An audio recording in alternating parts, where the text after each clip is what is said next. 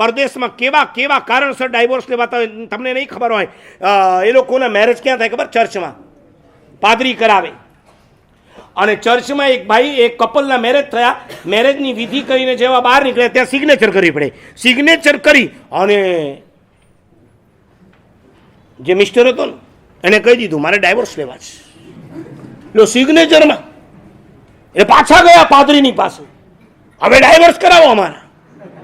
પાદરી કે હજી હમણાં મેરેજ કરીને ગયા એટલી વારમાં ડાયવોર્સ. કે હા કારણ તો કે જ્યારે સિગ્નેચર કરવાની હતી તો મારા કરતાં પણ આણે બહુ મોટા રાઇટિંગમાં સિગ્નેચર કરી.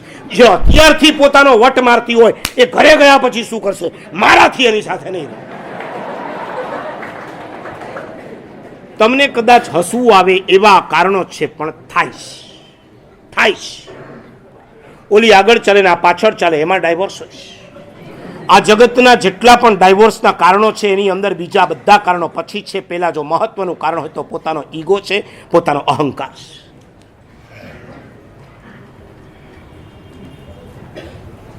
કેટલાના ડાયવોર્સ?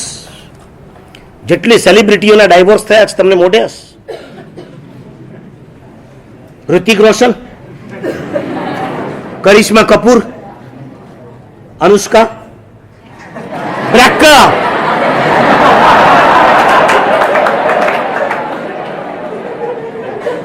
આપણે એમની મેરેજ લાઈફ વગેરેમાં ઊંડા નથી ઉતરવું, પણ આ બધાના મૂળમાં જો કોઈ હોય ને તો આ જ કારણ છે, બીજું કોઈ કારણ નથી.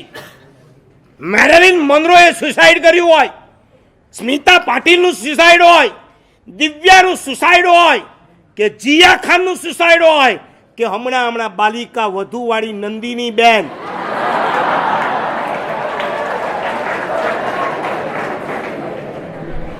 શું હતું કયો તો ખરા? ઈગો સિવાય બીજું કઈ હતું? અહંકાર.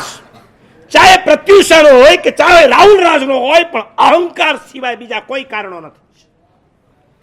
તમારા અહંકાર તમને ઘરે પાછા લઈ જવાના છે. તમારા મા બાપને જરા ઘરે જઈને કહી દેજો, મમ્મી તું સાસરે મને મોકલવાની હોય ને બધું આપજે, મારો અહંકાર તું લઈ લેજે.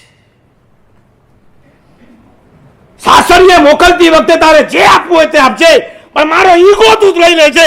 મને ઈગો સાથે નહીં મોકલતી. ઈગો સાથે જો તે મને મોકલી છે ને તો કદાચ આ ધરતી પર નહીં હોઉં, કદાચ સાસરીએ નહીં હોઉં, તારા ઘરમાં પાછા આવવું પડશે.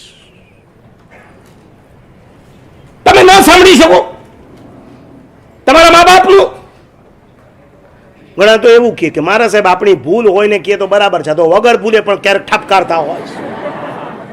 ઓકે, હવે ભૂલ હોય ને કીધું હોય ને તો શું કહેવા આવે પાછું ખબર છે કે મારા સાહેબ ભૂલ છે તો બરાબર છે, પણ આમ બધાની વચ્ચે થોડું ખખડાવવું જોઈએ. રૂમ બંધ કરીને ખવડાવો, તારી ભલી થાય. તારા બધા રિસ્ટ્રિક્શનની સાથે તારા બાપાએ તને ખખડાવવાનું છે.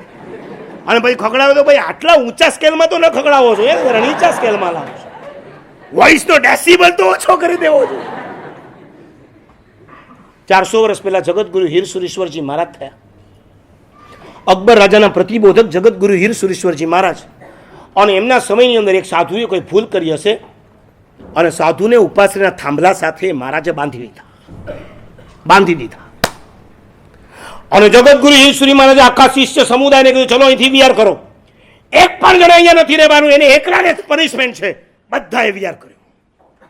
વહેલી સવારમાં વિહાર કર્યો. સવારે 7-8 વાગ્યા હશે. એક ભાઈ પૂજા કરવા ગયા. એનો નિયમ પૂજા કર્યા પછી દેરાસરમાંથી ઉપાશ્રયમાં જવાનું. તમારે તો અપાસરો સાથે લેવા દેવા હોય જ નહીં. ખાલી જ્યારે શિબિર હોય ત્યારે જ લેવા દેવા. બાકી તો આ અપાસરો કેટલાય જોયો પહેલી વાર? આંગળી ઊંચી કરો જેને ફર્સ્ટ ટાઈમ જૈનનગરનો અપાસરો જોયો હોય. અને ભલું હશે તો પાછો જૈનનગરમાં જ રહેતો હશે. આ ભાઈ અપાસરાની અંદર ગયા ને અપાશ્રયમાં ગયા. ચારે બાજુ જોઈએ મહાત્મા કેમ દેખાતા નથી, મહાત્મા કેમ દેખાતા નથી. ગઈકાલ તો વાત નથી થઈ, પ્રતિકરણમાં આવ્યા હતા ત્યારે તો એમ વાત હતી કે મહાત્મા તો અહીંયા જ છે. અને એમાં એની નજર પડી થાંભલા સાથે મહાત્માને બાંધ્યા છે. તમે અપાશ્રયમાં આવ્યા ને થાંભલા સાથે મહાત્મા બાંધેલા જુઓ, તમને શું થાય? દયા આવે કે ના આવે? કે મથેણ મંદાની કહીને આમ રવાના થઈ જાય? અમુક લલ્લુઓ તો પાછા ઈચ્છા નહીં કમાસ એમનો. મારે ગુરુ વંદન નો નિયમ છે, પણ જોતો ખરો હાલત કઈ ચાલે છે. અને દયા આવી એટલે એ નજીક ગયો.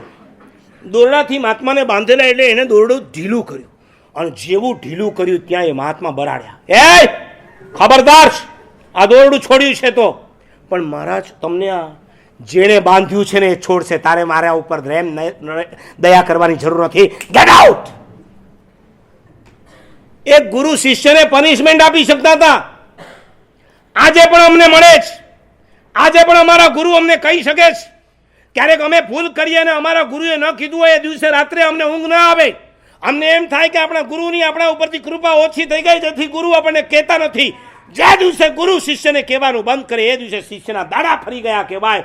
આજે અમે દીક્ષા લીધા પછી અમારા ગુરુ ઠપકો આપે તો એને સહન કરવા તૈયાર છીએ. તમારો સગો બાપ તમને જો ના કહી શકતો હોય ને, આના જેવી નારાયકી તમારી બીજી કોઈ નથી. કહેશો ઘરે જઈને, પપ્પા મમ્મી આખી તમને કહી દે છે અમારી ભૂલ જ્યારે પણ હોય ત્યારે તમને કહેવાની છૂટ છે. અરે ક્યારેક અમારે તો એવું બન્યું છે, ભૂલ ન કરી અને ગુરુએ ઠપકો આપ્યો હોય અને શિષ્ય આમ ઊભા હોય.